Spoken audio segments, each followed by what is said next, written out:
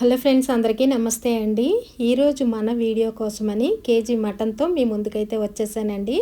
అది ఏమిటి అంటే మటన్ పులావ్ ఎలా చేసుకోవాలన్నది ఈ వీడియోలో అయితే మీకు షేర్ చేయబోతున్నానండి. ఫ్రెండ్స్, మటన్ పులావ్ అన్నది అందరికీ తెలిసిందే, మేబీ అందరికీ వచ్చే ఉండొచ్చు అని అనుకుంటున్నాను. కానీ ఒక్కొక్కరము ఒక్కొక్కలా చేస్తాం కదా. ఈరోజు నేను చేసేటటువంటి మటన్ పులావ్ ఎలా ఉంటుంది అన్నది ఈ వీడియోలో అయితే మీకు షేర్ చేయబోతున్నానండి. అయితే ఈ మటన్ పులావ్ చేయటం కోసం అయితే పెద్ద పెద్ద ముక్కలు మటన్ అయితే ఈ సైజులో ఉండేటటువంటి ముక్కలను అయితే కొట్టించుకోవాలండి. ముందుగా మటన్ ఇక శుభ్రంగా కడిగేయాలి. అయితే ఫ్రెండ్స్, మనం మటన్ బిర్యానీ చేసుకుంటాం కదా, అలా అయితే ఈ మటన్ పులావ్ చేయకూడదండి. ఈ మటన్ పులావ్ చేయాలి అనుకుంటే దీనికి ఉండేటటువంటి కొంచెం ప్రాసెస్ పెద్దగానే ఉంటుందండి. అయితే ఈ పులావ్ కోసమని ఇలాగా ఇందులో మనం కడిగేసిన తర్వాత పెద్ద ముక్కలను అయితే సపరేట్ చేసుకోవాలండి.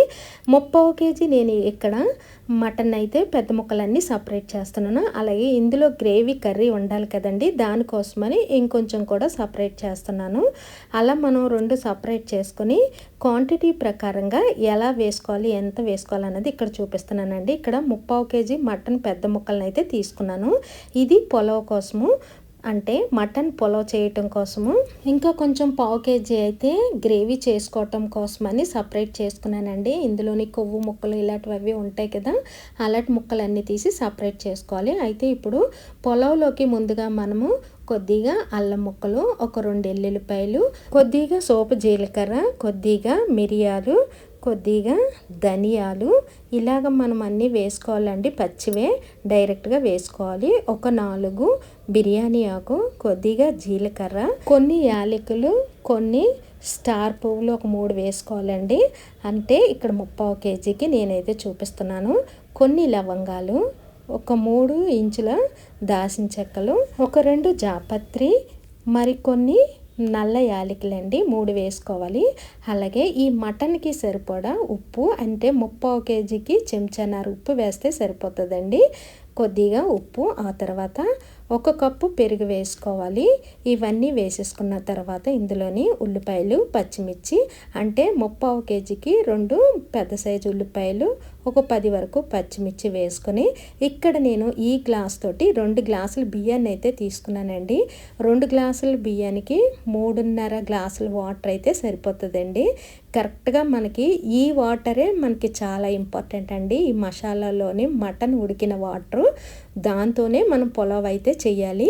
అయితే ఇక్కడ నేను క్వాంటిటీ ప్రకారంగా 3.5 గ్లాసులు వాటర్ని వేసేసుకొని ఇది కాస్త ఒకసారి కలిపేసి, ఇది పైకి కిందకి బాగా కలిసేటట్టు కలిపేసుకొని కుక్కర్ పెట్టేసుకొని, ఇది మన మటన్ ఉడికేంత వరకు కూడా విజిల్స్ పెట్టుకోవాలండి. అంటే ఒక్కొక్క కుక్కర్ 5 విజిల్స్కే ఉడికిపోతుంది. అలాగే కొన్ని కుక్కర్లు అయితే 7 విజిల్స్ దాకా ఉడికించుకోవాలండి. మా కుక్కర్ అయితే 7 విజిల్స్ దాకా పెట్టానండి. 7 విజిల్స్కి కరెక్ట్గా పర్ఫెక్ట్గా ఉడికిపోయింది. అయితే ముందుగా మనం ఒక 5 విజిల్స్ వేసుకొని చూసుకుని చెక్ చేసుకుని, అప్పుడు ఉడకకపోతే మరొక 2 విజిల్స్ కూడా మళ్ళీ వేయించుకోవచ్చండి. అలాగా మటన్ ఉడికినంత వరకు ఉంచుకోవాలి. ఇప్పుడు మటన్ ఉడికే లోపు ఒక 2 గ్లాసుల బియ్యాన్ని అయితే కడిగి నానబెట్టుకుని ఉంచుకుంటున్నానండి. బియ్యం అన్నవి ముందుగా కడిగేసి నానబెట్టి ఉంచేయకూడదండి. మనం మటన్ ఉడికే లోపు బియ్యం నానితే సరిపోతుంది. 10 నిమిషాలు అయితే ఈ బియ్యం నానితే సరిపోతుందండి.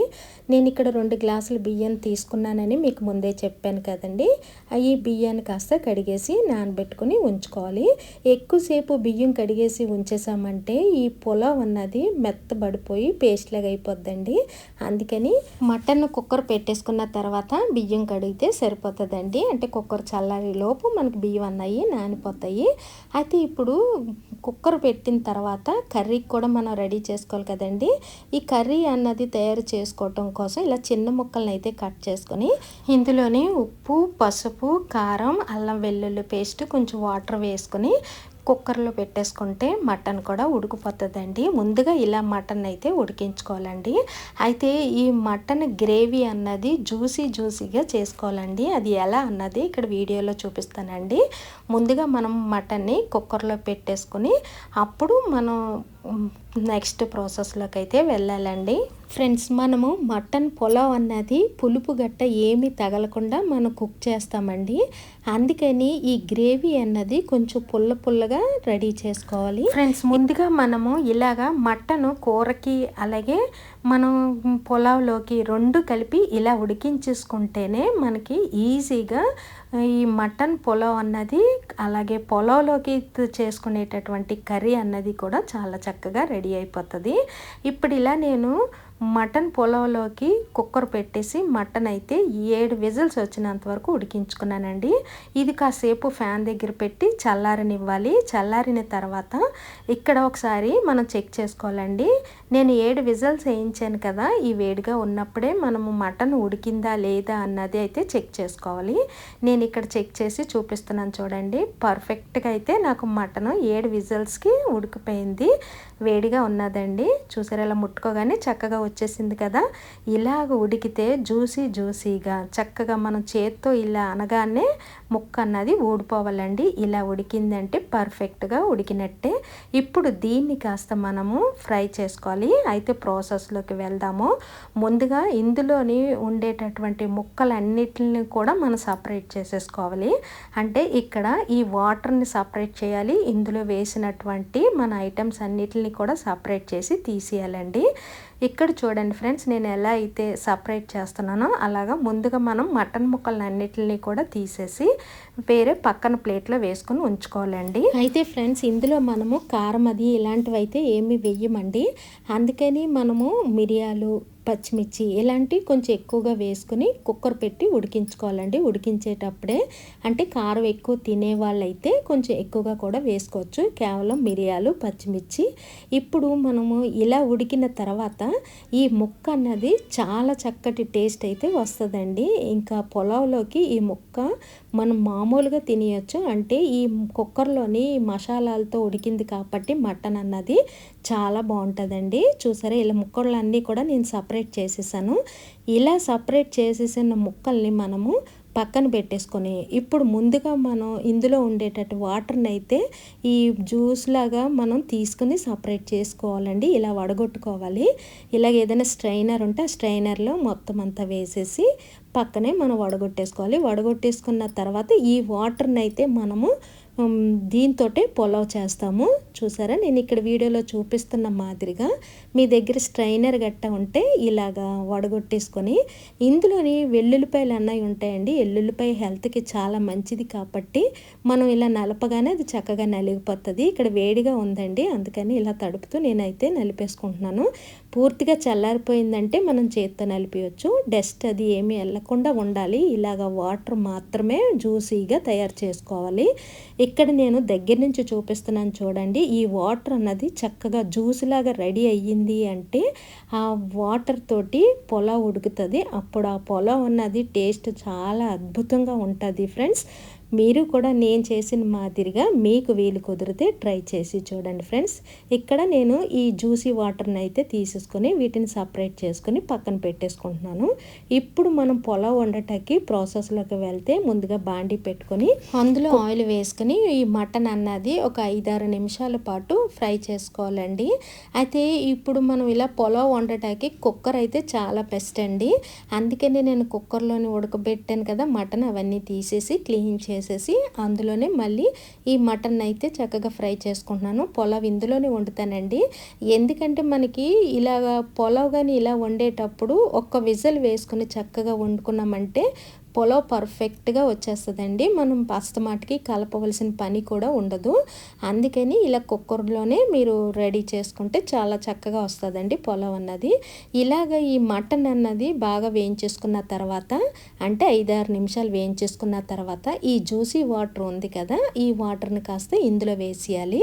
వేసేసిన తర్వాత వేపిన మటను ఈ వాటర్ని ఒకసారి కలిపేసి ఇప్పుడు మనం నానబెట్టుకుని ఉంచుకున్న బాస్మతి రైస్ని ఇందులో వేసి అయితే మనం మటన్లోని ఉప్పు వేసాం కదండి, ఇప్పుడు రైస్కి సరిపడా ఉప్పును మాత్రం వేసి అంటే ఒక చెంచా వేసుకుంటే సరిపోతుంది. ఒకసారి కలిపేసి ఆ ఉప్పు వేసిన తర్వాత ఈ బియ్యము, మటను, ఉప్పు బాగా కలిసేటట్టు కలిపేసుకొని చివరగా ఒక చెంచా నెయ్యి అయితే వేసుకోవాలండి. నెయ్యి అన్నది కంపల్సరీ వేసిన తర్వాతే మనం కుక్కర్ విజిల్ అయితే పెట్టుకోవాలండి. ఇలా నెయ్యి వేసేసుకున్న తర్వాత మనం ఒక్క విజిల్ మాత్రమే వేసుకోవాలండి. ఎక్కువ ఒక 2-3 విజిల్స్ అయితే వేయించకూడదు. ఎందుకంటే మటన్ బాగా ఉడికిపోయింది, బియ్యం కూడా నానాయి కాబట్టి ఒక్క విజిల్ వేసాము అంటే ఈ మటన్ పులావ్ అన్నది చాలా చక్కగా వస్తుందండి. అది ఎలా వచ్చిందన్నది కూడా మీకు ఇక్కడ క్లియర్గా చూపిస్తాను. అయితే నేను కుక్కర్ పెట్టేసుకున్నాను. ఇప్పుడు మనం ఈ కుక్కర్ ఒక విజిల్ వచ్చేలోపు ఇప్పుడు కర్రీకి అయితే జ్యూసీ చేసుకోవటం కోసం ముందుగా ఒక 4 టమాటాలను అయితే ఈ మాదిరిగా కట్ చేసుకొని అది మిక్సీ పట్టేసి పేస్ట్ చేసుకొని పక్కన ఉంచుకోవాలి. ఇప్పుడు కర్రీ కోసము ముందుగా బాండి పెట్టుకొని అందులో కొద్దిగా ఆయిల్ వేసుకొని కొద్దిగా ఆవాలు, కొద్దిగా జీలకర్ర వేయాలండి. ఇక్కడ ఆవాలు చూపించడం అయితే స్కిప్ అయిపోయింది.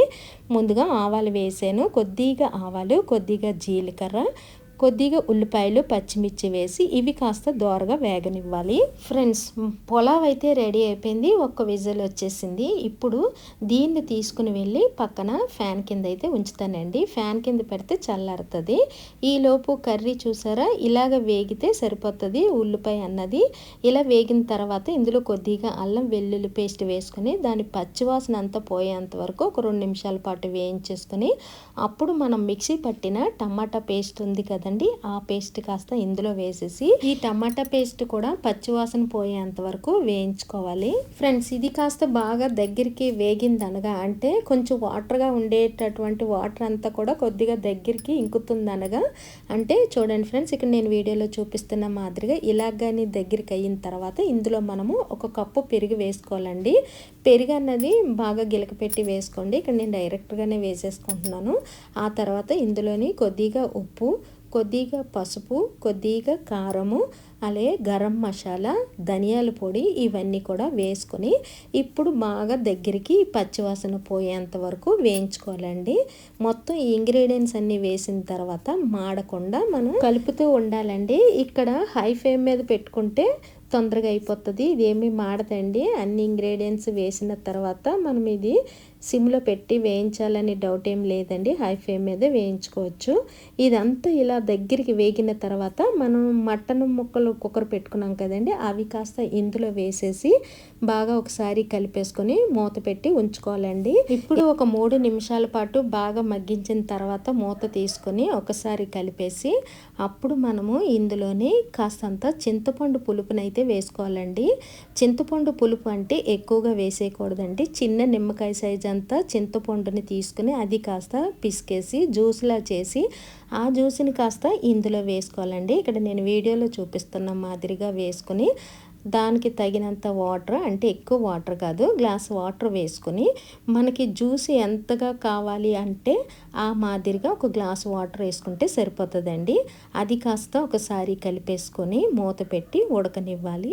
ఇంకా చివరిగా ఇదంతా ఇలాగా అయిపోయింది అనగా మనకి 10 నిమిషాల పాటు హై ఫ్లేమ్ మీద ఉడికించుకున్న తర్వాత దీన్ని కాస్త మూత తీసుకొని మనకి ఎంత గ్రేవీగా కావాలో అంత గ్రేవీగా మనం దించేసుకోవడమేనండి. అంతేనండి, చూసారా చాలా పర్ఫెక్ట్గా జ్యూసీ అయితే వచ్చేసింది. ఇంకొంచెం చిక్కబడితే చాలా బాగుంటుందండి. మరీ నీళ్ళ కాకుండా కొంచెం చిక్కగా ఉండేటట్టు చేసుకొని అప్పుడు దించేసుకోవడమేనండి. ఇంతే ఫ్రెండ్స్. ఇప్పుడు చక్కగా మనము పులావ్ని ఎలాగా వచ్చింది అన్నది వెళ్ళి చూసేద్దామండి. ఇదైతే చిక్కబడిపోయింది. నేను ఇంకా దీన్ని దించేస్తాను. ఇప్పుడు వచ్చేయండి ఫ్రెండ్స్, ఫ్యాన్ కింద కుక్కర్ని అయితే చల్లారబెట్టాను కదా పులావ్ని. ఇప్పుడు ఈ పులావ్ ఎలా వచ్చింది అన్నది మూత తీసి చూద్దామండి. చూసారా ఎంత పర్ఫెక్ట్గా వచ్చిందో. ఒక్క విజిల్ వేస్తే ఇలా కరెక్ట్గా పులావ్ అయితే రెడీ అయిపోతుందండి. దీన్ని కాస్త మనం చక్కగా ప్లేట్లో వేసుకుని సర్వ్ చేసుకుని తిన్నామంటే, అంటే ఇందులో మీకు కచంబర్ కావాల్స్తే కచంబరు, గ్రేవీ కావాల్స్తే గ్రేవీ, ఇవన్నీ వేసుకొని తినొచ్చండి. అంత బాగుంటుంది మరి ఈ పులావ్ అయితే. ఇలా తీసిన తర్వాత మీ దగ్గర ఫ్రైడ్ ఆనియన్స్ ఉంటే ఫ్రైడ్ ఆనియన్స్ వేసుకోవచ్చండి. ఫ్రైడ్ ఆనియన్స్ వేసుకోవాలని అయితే ఏమీ లేదు. దీనిపైన ఫ్రైడ్ ఆనియన్స్, కొత్తిమీర ఇక్కడ నేను వీడియో కోసం అయితే వేస్తున్నానండి. ఇవేవి వేయకపోయినా పులావ్ అన్నది చాలా బాగుంటుంది.